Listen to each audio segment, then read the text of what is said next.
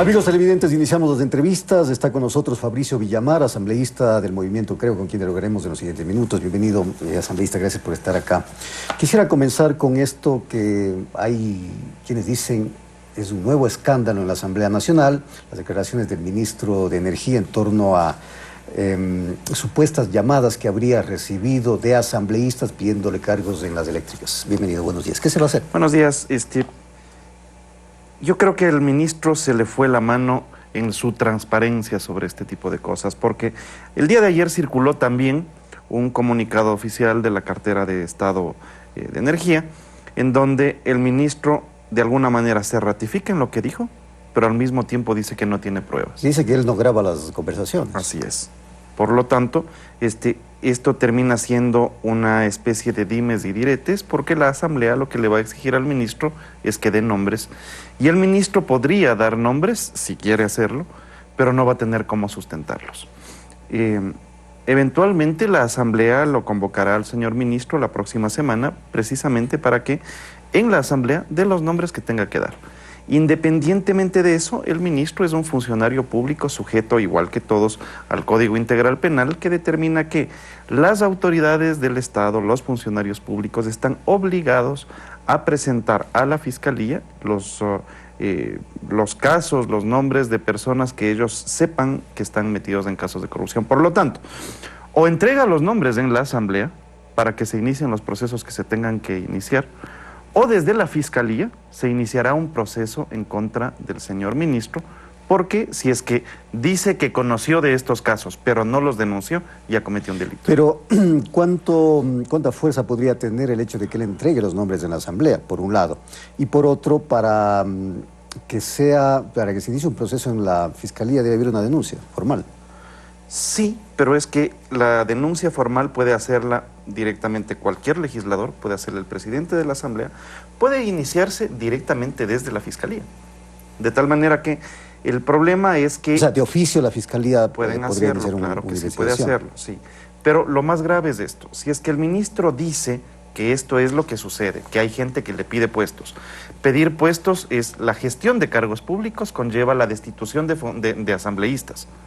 Y el ministro se adelanta a decir que no tiene pruebas, entonces evidentemente está colocándose en una situación muy complicada, porque no solamente le corresponderá enfrentar el proceso en lo penal, sino que adicionalmente en la Asamblea se puede iniciar un proceso de fiscalización contra el ministro.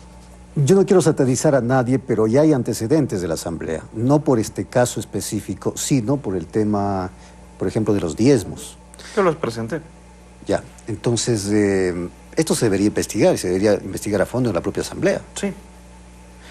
¿Hay la percepción de que podría haberse dado este tema de las llamadas de asambleístas al ministro? Ustedes han presentado hace unos minutos el criterio de varios asambleístas que dicen esto tiene que aclararse. Tiene que venir el ministro y tiene que dar nombres. ¿Quiénes son las personas que pudieron haber estado llamándole al ministro para pedir cargos? ¿Los asambleístas de oposición o los asambleístas del gobierno? Es evidente que tiene muchas más posibilidades de pedir los asambleístas del gobierno, y ahí habrá que ver si es que el ministro tiene la interés de denunciar estos nombres. Y dejamos de lado al grupo, por ejemplo, de asambleístas de la Revolución Ciudadana. Habría que ver, yo no dejo de lado a nadie, pero en la práctica la responsabilidad de transparentar esto que dijo el ministro es del ministro. Ahora, ¿qué está pasando en la Asamblea Nacional? Este es solamente uno de los casos que se ha dado por lo menos en los últimos meses. ¿Qué está pasando en la Asamblea Nacional? Ha pasado ya un mes, no hay una agenda legislativa. Así es. ¿Qué pasa entonces? Bueno, esta es la asamblea que la mayoría eligió. Y es una asamblea que no tiene dirección, es una asamblea que no tiene agenda, pero más allá de tener una agenda, lo que importa es que haya una dirección como país. No se trata de procesar todas las leyes que están a la cola. ¿Pero cuáles son las leyes prioritarias? Todas las leyes son prioritarias, todas las leyes son prioritarias. Pero si el Ecuador tiene un problema de empleo, es evidente que hacia allá debería encaminarse el trabajo de la Asamblea. La Asamblea no puede descuidar una cosa que termina siendo fastidiosa, que es precisamente el control político. Entonces, el caso del señor Tuárez, por ejemplo, es un caso que tendrá que llevarlo a la Asamblea. El caso del Consejo Nacional Electoral tendrá que llevarlo a la Asamblea.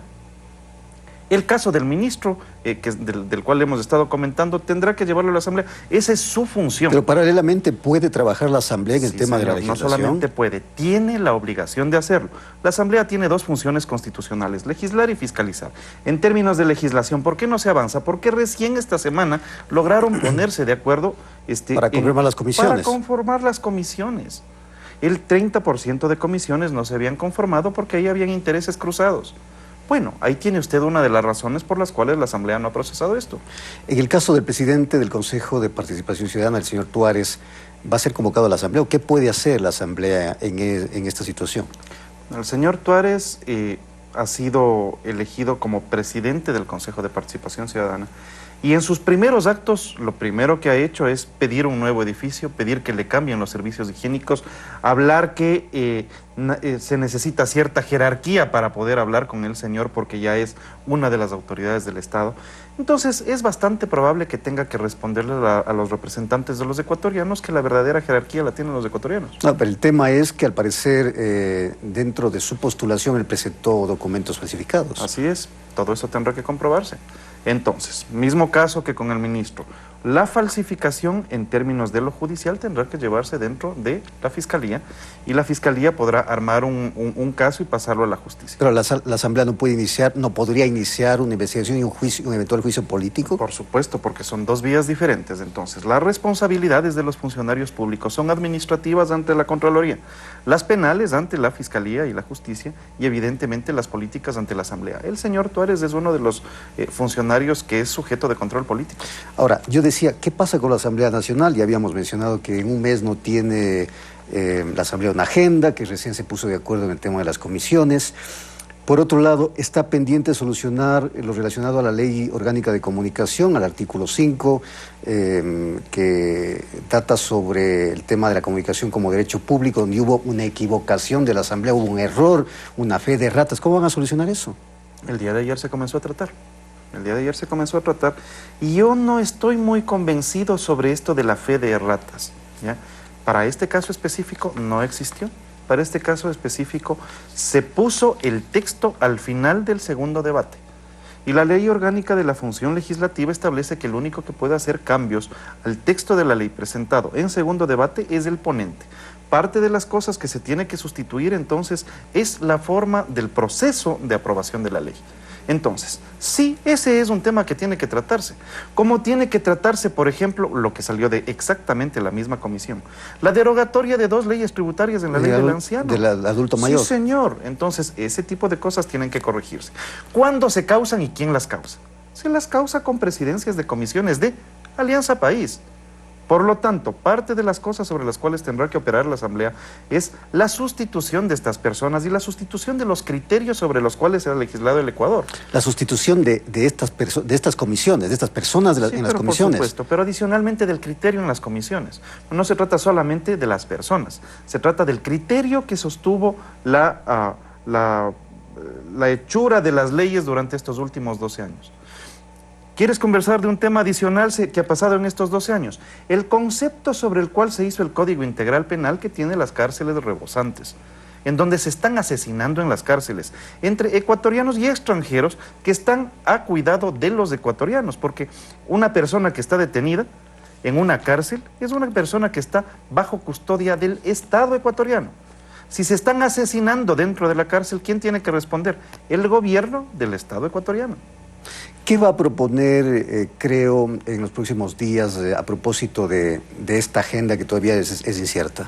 No lo sé. Como ustedes conocen, yo tengo un alejamiento de las decisiones del bloque, en tanto el bloque decidió llegar a un acuerdo con Alianza País y yo he sostenido que no se puede ser oposición y apoyar al gobierno al mismo tiempo.